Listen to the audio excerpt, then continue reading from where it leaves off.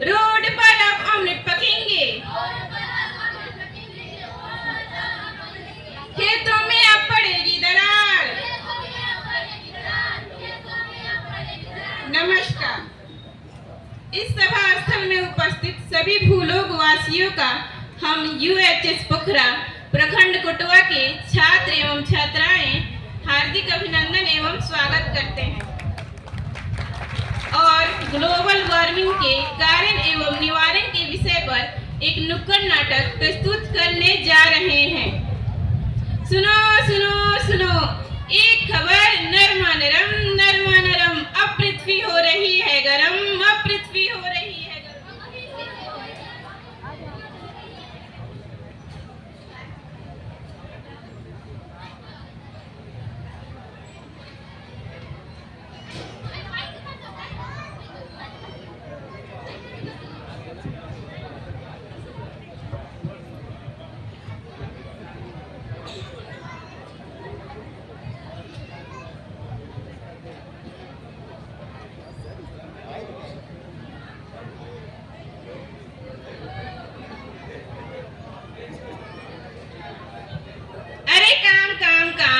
काम करते करते मैं थक गया हूँ।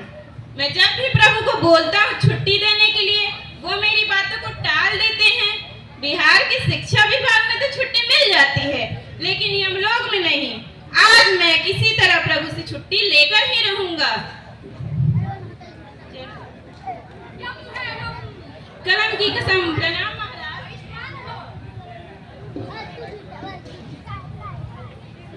महाराज, मुझे कुछ दिनों की छुट्टी चाहिए।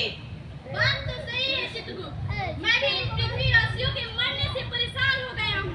अब मुझे भी लगता है कि हमें अवकाश ले लेनी चाहिए। अगर तुम्हारे पास कोई उपाय है तो बताओ चित्रगुप्त, ताकि हम दोनों को आराम मिल सके। क्यों ना महाराज, हम दोनों पृथ्वी लोक का भ्रमण कराएं। वहाँ पे हम दोनों का मन भी लग जाएगा और लगे हाथों कुछ काम भी हो जाएगा। तो ठीक है चित्रगुप्त, चलो। चलिए महाराज।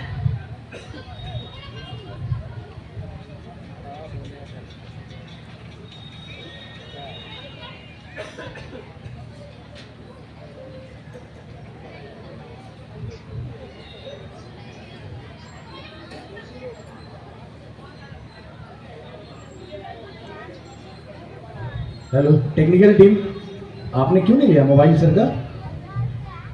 सॉन्ग क्यों नहीं प्ले किया?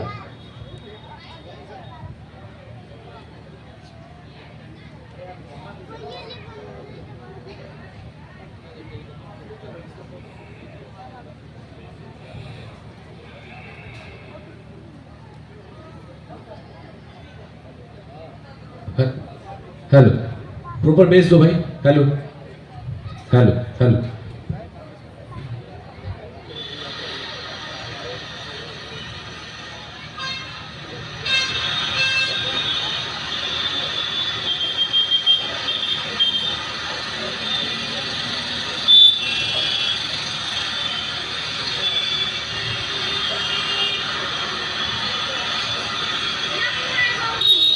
कलम की कसम।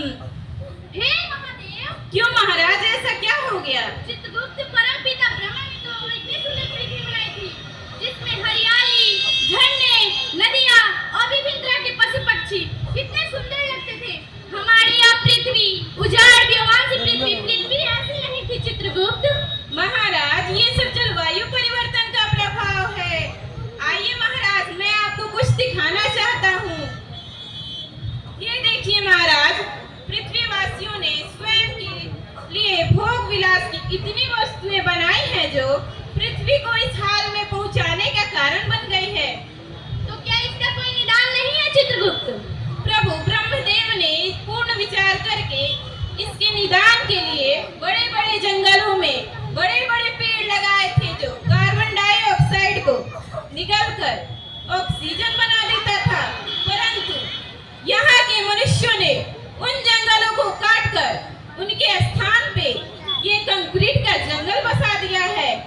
और इनकी नादानी तो देखिए, वे इस कार्य पे इठलाते भी हैं और सोचते हैं कि वे प्रगति कर रहे हैं, परंतु वे यह नहीं जानते कि यह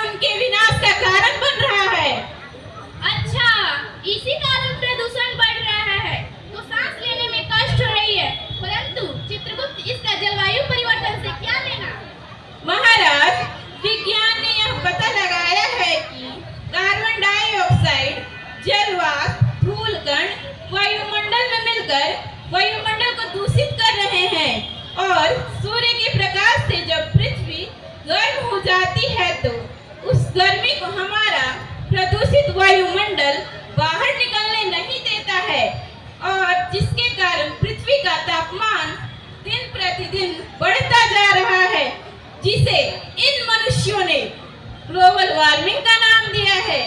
इसी ग्लोबल वार्मिंग के कारण पिछले 100 वर्षों में पृथ्वी का तापमान 1 डिग्री सेल्सियस से 2 डिग्री सेल्सियस तक बढ़ गया है। अच्छा चित्रगुप्त, लेकिन इतनी बड़ी पृथ्वी, अगर इसका तापमान 1 से 2 डिग्री सेल्सियस बढ़ ही गया तो क्या फर्क पड़ता है? फर्क पड़ता है महाराज। इसी कारण ध्रुव के बर्फ पिघलते जा रहे हैं, समुद्र का जल स्तर बढ़ता जा रहा है, पृथ्वी की गर्मी बढ़ती जा रही है और पृथ्वीवासियों को विभिन्न प्रकार की बीमारियां हो रही हैं। अच्छा, ऐसे तो पृथ्वी बचेगी ही नहीं। चित्रगुप्त, मेरा भी इन जहरीली वायु से दम घुट रहा है, मुझे बचाओ नहीं तो मुझे मूर्छा आ जाएगी। कलम की कसम महाराज, मैं आपको कुछ नहीं होने दूंगा।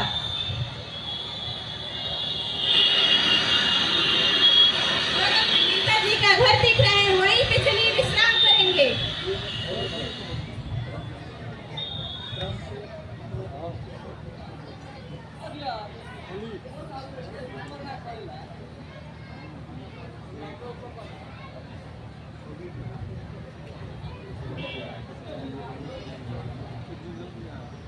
इतना सुबह सवेरे सच की कहाँ चल रही है नेताजी? अरे भाग्यवान,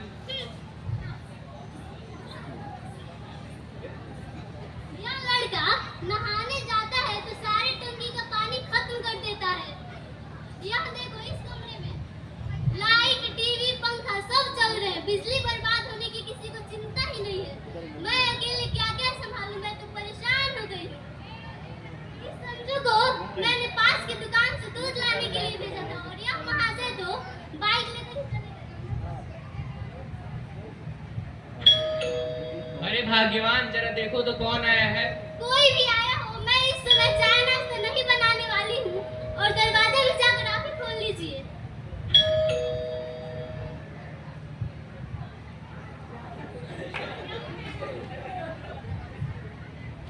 कलम की कसम, कैसे आना हुआ? डरो नहीं मत प्रभु, थोड़ा आराम करेंगे। जो भी करना है प्रभु जल्दी कीजिए, मुझे कहीं जाना है।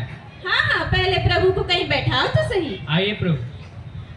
अरे भाग्यवान, कुछ जलपान की व्यवस्था करो। जी लाती हूँ।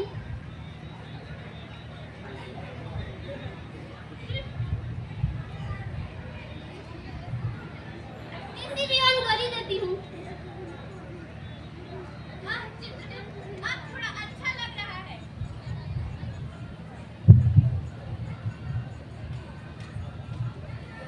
चित्रगुप्त, अब थोड़ा अच्छा लग रहा है। महाराज, ये सब इन मृत्यु लोक के निवासियों की माया है। इस मृत्यु लोक के सारे निवासी जीव जंतु प्रकृति के अनुसार जीते हैं, परंतु एक मनुष्य ही एक ऐसा प्राणी है जो प्रकृति को अपने अनुसार ढालना चाहता है। अपने अनुसार ढालना, इसी कारण आपको इस घर से बाहर इतनी समस्याओं का सामना करना पड़ा।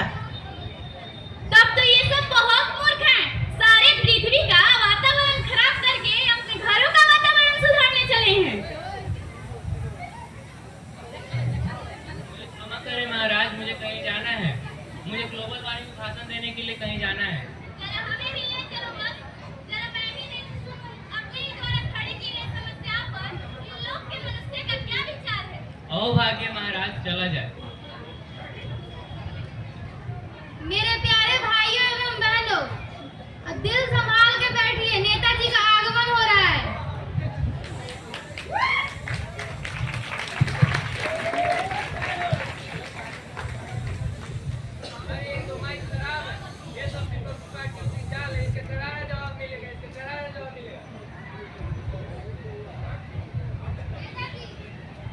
Hello hello. नेताजी आप अच्छा, माइक ऑन नहीं था, सॉरी। भाइयों एवं बहनों, जैसा कि हम जानते हैं कि हमारी पृथ्वी हमारी बदनामियों के माफ करिएगा, हमारी नादानियों के कारण ग्लोबल वार्मिंग की शिकार हो चुकी है। अगर हमें अपनी पृथ्वी को बचाना है तो इसकी शुरुआत हमें अपने घरों से ही करनी होगी। हमारे यहाँ जल का स्रोत सीमित है, लेकिन हम अपने घरों में पानी बर्बाद करते हैं। हाँ, बिजली के उत्पादन में भी हमें कमी करनी होगी, क्योंकि बिजली के उत्पादन में भी हम कहीं ना कहीं प्रकृति का दोहन करते हैं, जो कि ग्लोबल वार्मिंग के लिए जिम्मेवार है। इनके घर में खुद ये सारे काम होते हैं, लोगों के सामने भाषण देने चले। हटो यार, हटो। यमराज,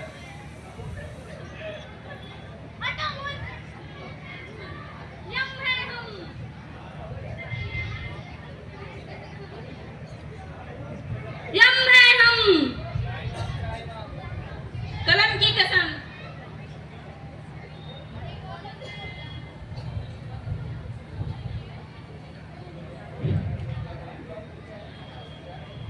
हे मूर्खों, मेरे परम पिता द्वारा बनाए गए इतनी सुंदर रचना पृथ्वी को तुम लोगों ने यह किस हाल में पहुंचा दिया है? वो कैसे महाराज?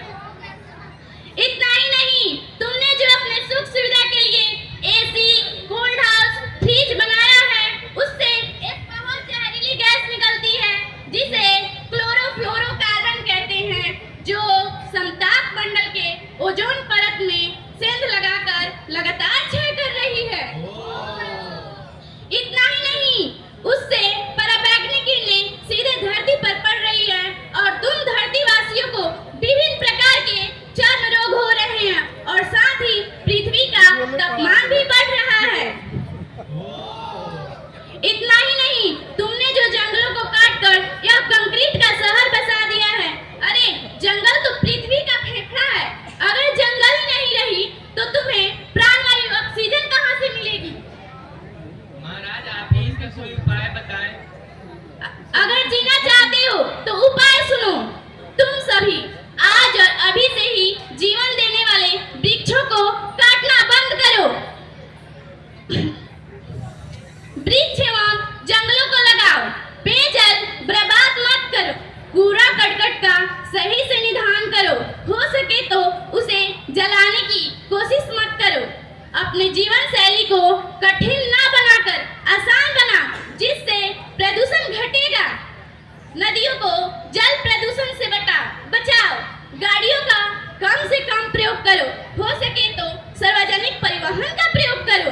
प्रत्येक व्यक्ति प्रत्येक महीने में एक पेड़ लगाने की संकल्प करो। महाराज, हमें क्षमा करें, आपने हमें बहुत बड़ी मुसीबत से बचाने का उपाय बताया है। असिस्टेंस, गंगा जल सबके हाथ में दो।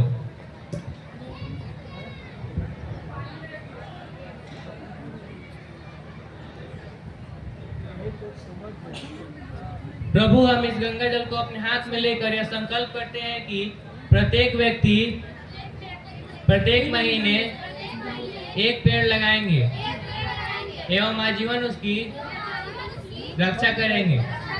हम यह भी शपथ लेते हैं कि आपके द्वारा सुझाए गए उपायों का पूरी निष्ठा से पालन करेंगे। साधु साधु साधु।